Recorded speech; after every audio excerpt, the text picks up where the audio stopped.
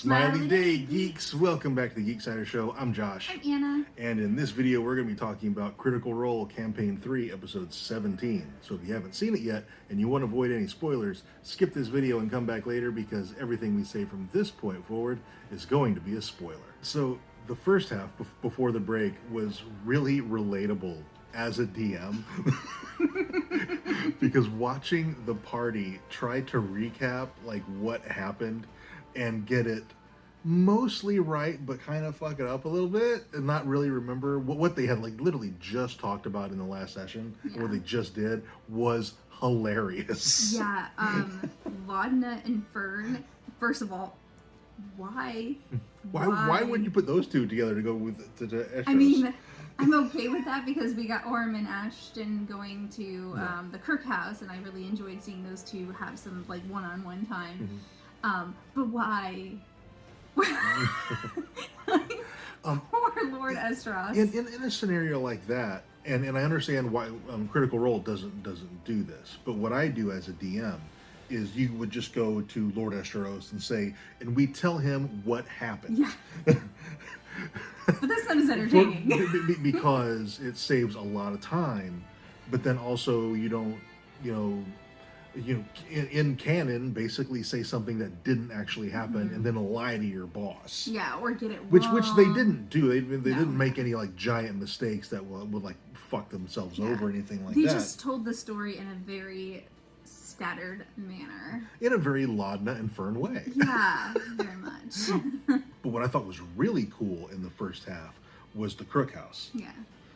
Specifically, what I really enjoyed was FCG getting his upgrade, where now they don't have to use a full action to replace an arm and put on the buzzsaw or the grappling hook. They can just use it as interacting with an item, like drawing a sword. I think that's amazing. Yeah, because I feel like FCG is kind of a like. It's obviously partially homebrewed, and I feel like there's like some kinks that they're still working out with that, and the arm thing was one of them, where now that they've had a number of battles, Matt was like, that doesn't work, that's not working, it's making it so that's an unusable feature, let's fix that. And I have a feeling that's something that's probably Sam and Matt talked about, out of game, and we kind of worked out, okay, how can we do this? How can we, well, it's been working this way. We need to find a reason in the story to make it work a different way. And it's really, really, really, really cool with the lubricant that, Milo, I want to call him Marley. Milo made with the ball bearings and the whatever they mixed up in that mortar and pestle thing. I mean, that was really, really cool. I really enjoyed that scene. Yeah. Also, I think it was the first half of this episode, we got a little bit of lore drop from Fern. I can't remember if that was... She received letters from her parents, and the last one she got was from Aor. Yeah, I'm pretty sure that was in the first half. Yeah. And oh my gosh, that is huge. Yeah. Because that possibly connects her to FCG. Yeah, like all of their stories are kind of interconnected with somebody's. Nobody has a standalone story that's not connected to another part of the party. And Fern was like that, kind of the exception to that. We're like, but we also don't know shit about Fern. Like Ashley's not revealed anything because Fern wouldn't. Fern's like... She's a habitual liar. Yeah, she's chaotic, and she's she just it makes sense that her character wouldn't. So to actually finally get something like that, solid. Yeah, and it was like from the beginning I was like, well, they'll probably end up in Aor at some point. One, because Aor is fucking dope, and you don't introduce it at the end of a campaign and then never use it again. And two, FCG is an Aoramaton, and so. Yeah, did her parents have something to do with FCG waking up, or some of the Aoramaton? I just assumed it was the Mighty Nine, but I think at least if it depends how, like in their backstories when they gave it over to Matt, how much they left open for him to fill in. Yeah. Because if you leave that open for me to fill in, I'm gonna put those two together. Yeah. But we don't know. We don't know how much of their backstories they gave Matt. Yeah, we have no clue. But any kind of hole you leave for a DM to tinker with, we're gonna do it. Yes, they are. And of course, in the first half, Imogen and Chetney, which those two, they Imogen especially seems to not like Chetney. So every time they get paired up, I kind of love it because Laura and Travis are married, and so to watch them role play and not really like each other is it's fun. Yeah, I think out of all of the characters, Imogen likes Chetney the least, and I think the feeling might be mutual. I don't know about Ashton. I know Ashton likes to say that they liked Bertrand better than Chetney. Some days they like Chetney better than Bertrand, but I think Ashton's full of shit too. So. And then Ashton did mention to their boss that, and funny enough, he's my favorite.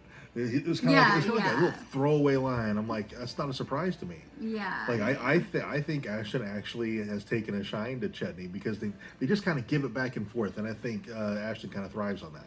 Yeah. But where this episode really shines to me is the back half of the episode.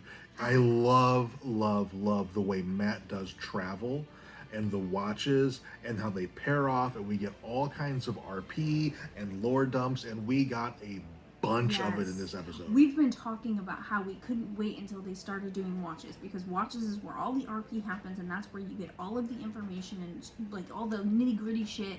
And we haven't had it yet, and I was almost so upset because we had the full first watch, and the first night, first watch, no RP. Second watch, barely RP. And then third watch, a little bit of RP. But it was the second night that we really got, lore dump. It's my favorite part of Critical Role is the early levels where they have to have watches and look out, and we get a lot of RP. That's my favorite part of Critical Role.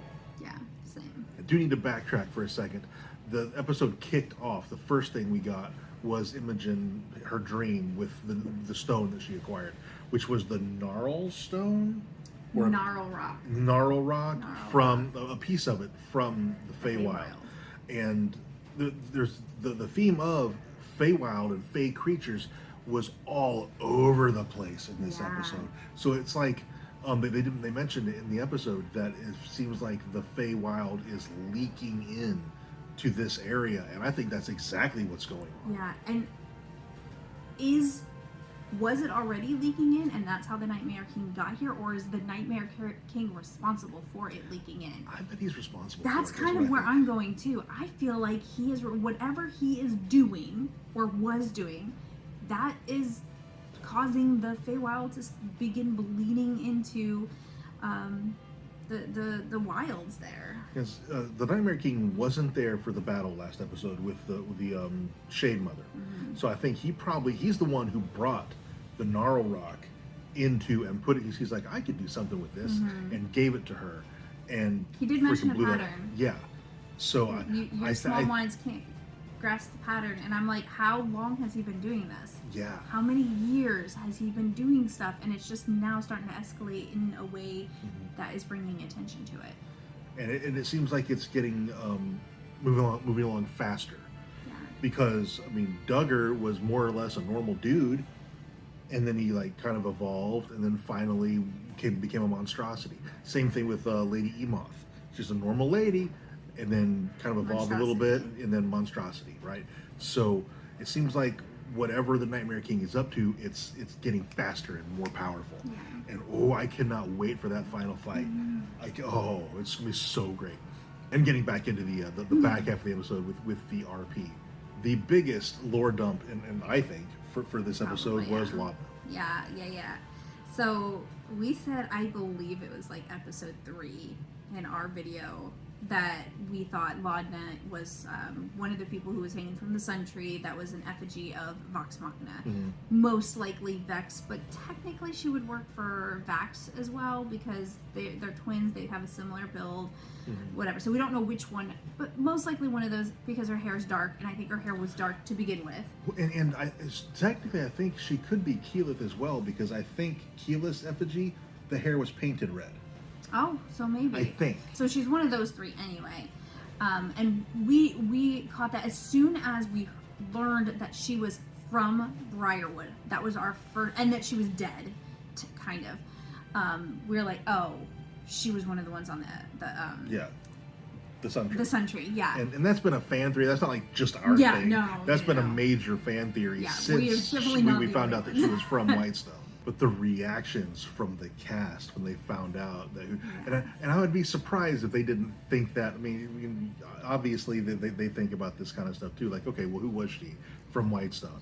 They had to have at least put together a little bit of it. But Laura, it looked like she broke. Yeah, there's actually a theory about that that came up in my Discord. The first time she was asked about it, she said that she awoke on a pile of bodies. They had just finished filming Legends of Vox Machina, and they knew that's not how they woke. This time, she said she woke hanging from a tree. They think, and nobody insight checked either one as far as I'm remembering. So they think she deliberately lied so that the rest of the cast wouldn't figure it out too soon. And so when she said they were like, oh, well, that's not how it happened. We just filmed this. We know how this happens. It's a little bait and switch. I don't know, maybe because they did cut them down from the Sun Tree. The other is that she said her memory's fuzzy, so maybe she remembers waking up a few times, and those were just separate times. She could have been not quite dead yet when she was hanging, and could have slowly suffocated. Because when you build like a gallows, the thing that kills you is snapping the neck when you drop. If they just threw a rope over a branch and hung somebody, it could take them several minutes maybe to suffocate. So maybe she did wake up right before she died, and that's what she remembers. Well, Legend of Vox Machina, if you have not seen it, this is not canon to the show, though. Yeah, but they wake up on the tree. When they're hanging, there's a thing that goes up, and you see one of the people. But that's what becomes zombies, though. Yeah, but still, like that's the connection I'm making. That's I wouldn't make that particular, because they're zombies. They wouldn't have a mind. Yeah. But when she said that she woke up hanging on the tree, that's when everybody got it. That's when the cast got it. And that's why I think Marisha tied the two together so that they would understand. And so since Orem is one of your favorite characters, I'll let you talk about him. Yeah, so we got a bit of a lore dump on Orem, a bunch of which I had kind of already predicted a little bit. First, he definitely was married and had a husband, which basically all the critters knew. Anybody who's been watching since C3 C1 because of Vax and the Raven Queen and stuff like that. He tweeted a bunch of stuff. So most of us were like, oh yeah, he probably has a husband. But I predicted, as well as a whole bunch of, like it's just me, as well as a whole bunch of other people, but whatever. I predicted that after he told the story about the people attacking Keyleth and a bunch of people dying and people that he knew, I was like, his husband died in that attack. I was like keyed in on that. I know I'm not the only one. A whole bunch of people thought the same thing. But I think one of the sweetest things was his tattoo. So his husband was a half-elf, and he is a halfling, so big moon, little moon. Yeah. And his husband's name was Will. Will, yes. Which and there's ties there's a whole bunch of theories about that. A whole bunch of people have thought that his husband was a half-elf. That's like a big thing going on. I don't remember if that was from Twitter or not, but a few people have pointed out that Derek in Dalen's closet had, and I'm pretty sure that's the character Liam played in Dalen's closet from the Arashari. He's the one who came with Keyleth, had a husband, had triplets and a son, and one of the kids was named Will. So it links to possibly another character that Liam played. Yes. Which, of course, I kind of love it. That's such a Liam thing to do. It is to have all these little connections. Yeah. So, yeah. We got some interesting, not really lore, but just what kind of lore about Ashton, who is actually your favorite character. Yes, Ashton is my favorite. He said he used to be soft. He was talking to Fern. And she's like, are you hard, like rock hard, like all the time? And it was a big joke around the table. Yes. But no, he apparently used to be mud or dirt. That's where my mind went. He was Not mud. He's yeah, an but Earth Genasi. Yeah. Apparently they used to be softer when they were a child, and then Maybe they used went to be through human puberty or something. and then turned, harder. I don't think they are hard. Like, I don't think, like, if you, like, went like this, I don't think we, like... Right. I just think his skin's, like, probably tougher than the average person's skin. And then, like, the crystals are unique. But he grew up in an area that we haven't gotten to yet. Oh god, it's escaping me. But if this Fae bullshit's going on right outside the spire, could stuff be leaking over to cause some of this stuff? Like, I don't know. Oh, and apparently there's a couple of different types of Earth Genasi. So, like... I don't really know that much about the Genasi in general. And Earth Genasi I know basically nothing about. Yeah. Let alone what Matt's doing in his campaign. So that'll be interesting to find out, like, if that's just normal evolution, because he wouldn't know. He's an orphan.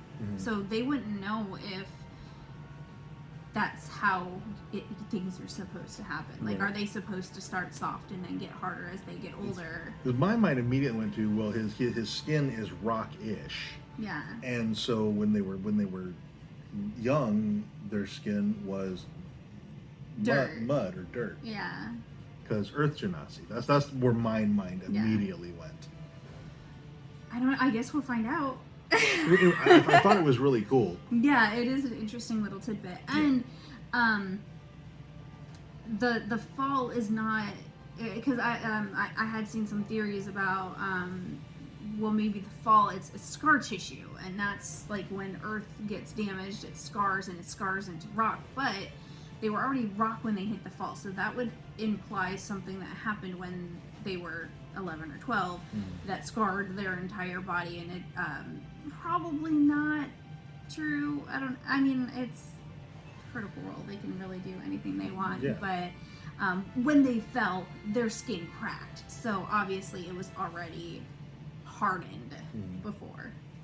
Do you think there's something with the slag glass though?